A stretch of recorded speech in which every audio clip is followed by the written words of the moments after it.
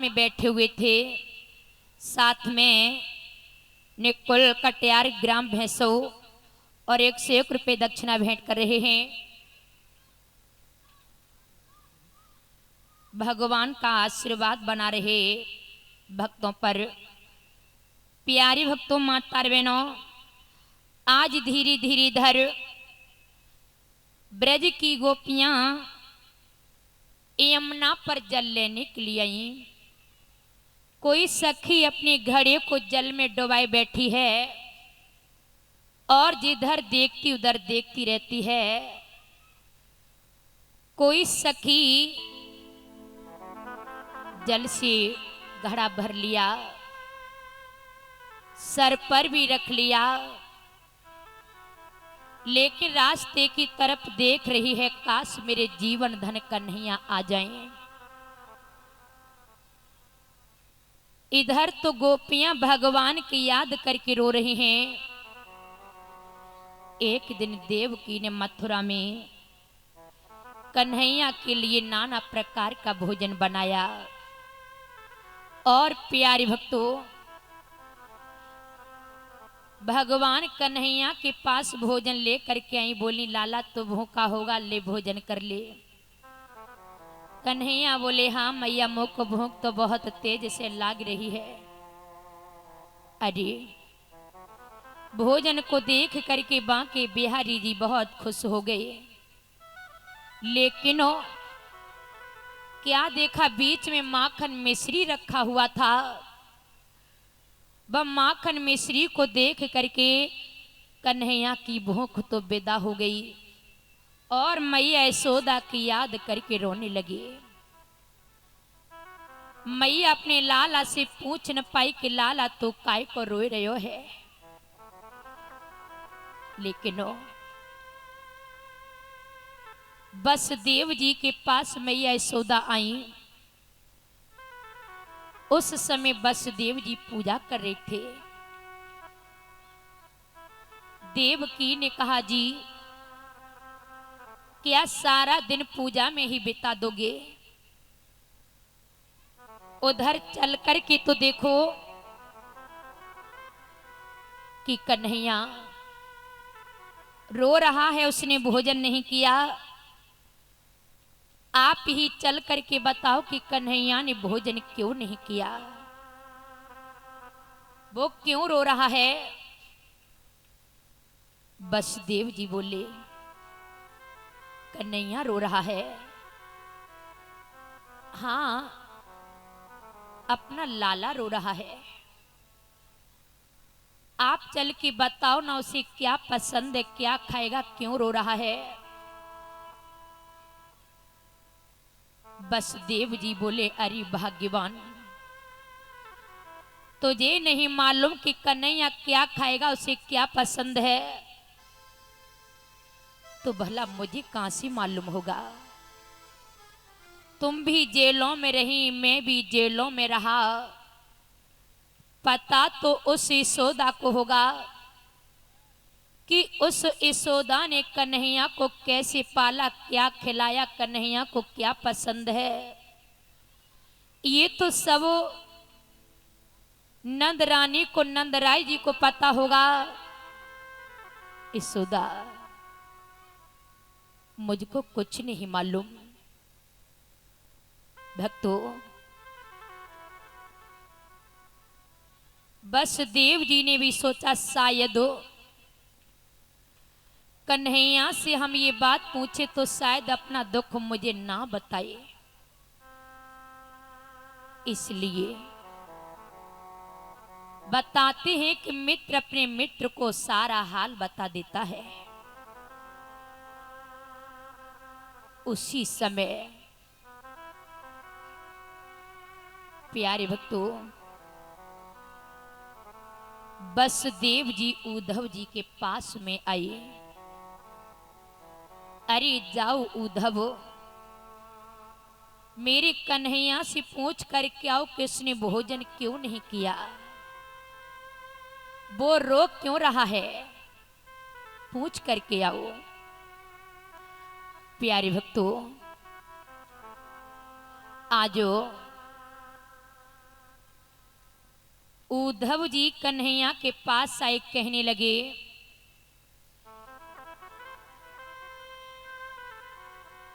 कि प्रभु आप रो क्यों रहे हो? बोलो, आपने भोजन क्यों नहीं किया? क्या बात है, बोलो। उसी समय भगवान की आंखों में आंसू भर आए। बोले, उद्धव, मैं अपनी मैया यशोदा को छोड़ करके चले तो आए, पर मेरी माँ यशोदा मेरी याद करके रात दिन रोती रहती होगी। उन ब्रजवासियों का बुरा हाल होगा। वो ब्रजवासी, वो गाय बछड़ी मेरे बगैर न जाने कैसे रहेंगे। उद्धव जी ने कहा कि प्रभु, वो सब अज्ञान बस रो रहे होंगे, उनको ज्ञान नहीं होगा। यदि आप मुझे आज्ञा दें तो उन ब्रजवासियों को मैं ज्ञान कराऊं, और ऐसा ज्ञान कराऊंगा वो ब्रजवासी आपको भूल जाएंगे, फिर जीवन में कभी याद नहीं करेंगे। श्री कृष्ण भगवान समझ गए। आज ये उद्धव नहीं बोल रहे हैं, उद्धव जी का अभिमान बोल रहा है।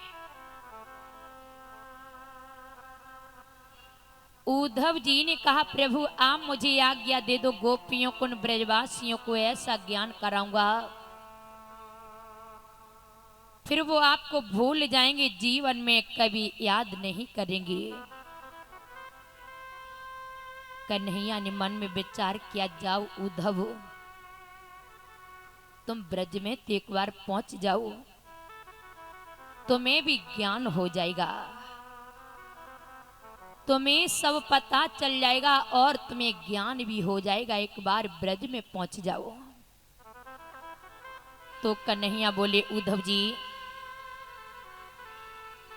अरे मेरी उद्धव उद्धव वृंदावन जइयो, जाय के मैया से कहियो, याद करती तेरो सावरो।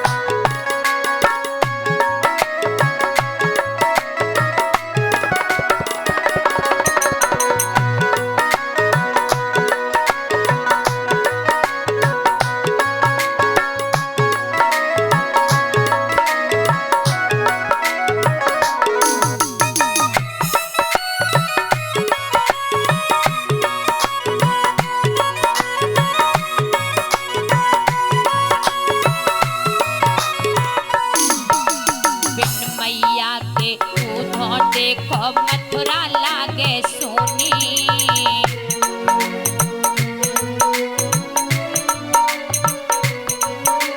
बिन मैया के उधो देखो मथुरा लागे सोनी।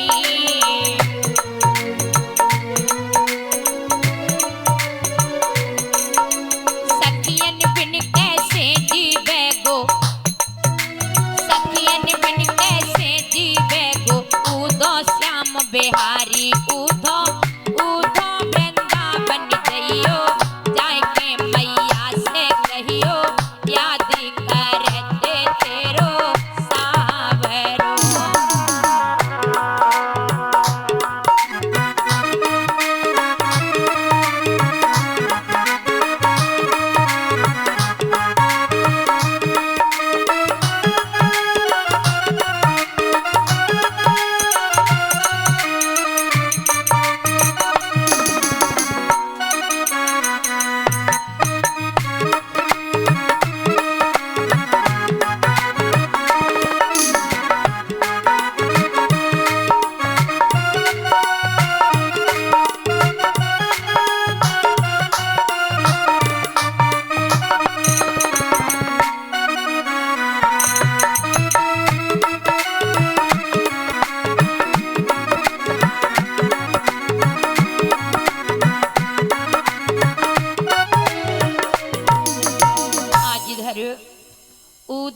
रथ को लेकर के ब्रज में चलने लगे।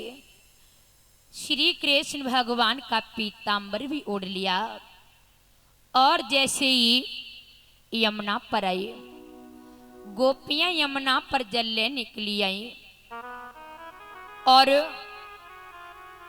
गोपियों ने रथ को देखा, अरे ये तो श्याम का रथ है, रथ भी वही है, पीतांबर भी वही है, अरे मेरा जीवन धनो कन्हैया लौट आया। गोपियां हाय श्याम श्याम कहकर दौड़ने लगी। जैसी वो रथ के पास में आई, देखा ये कृष्ण नहीं है, ये तो कोई पथिक है जो इस पथ से रास्ते से निकला जा रहा है। गोपियां निराश होकर वापस लौटने लगी। उद्धव जी ने कहा, गोपियों अरे तनिक पीछे लौट करके आओ, मैं तो तुम्हारे ही पास आए हैं।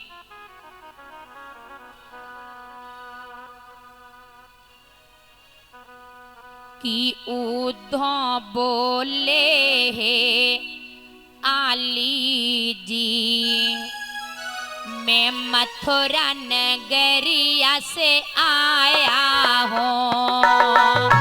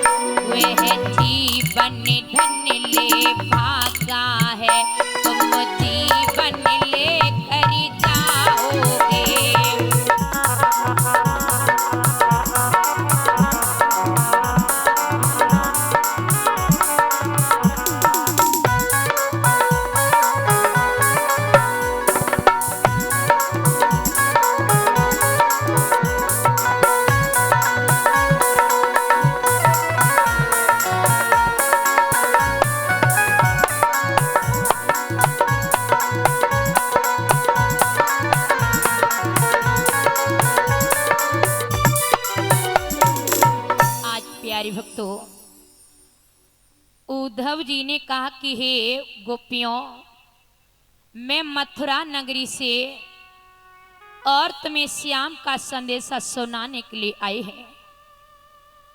उन गोपियों में से एक गोपी है जिसका नाम ललिता है। ललिता ने कहा, बहुत अच्छा हुआ जो तुम मथुरा से आई हो और तुम श्याम का संदेशा सुनाने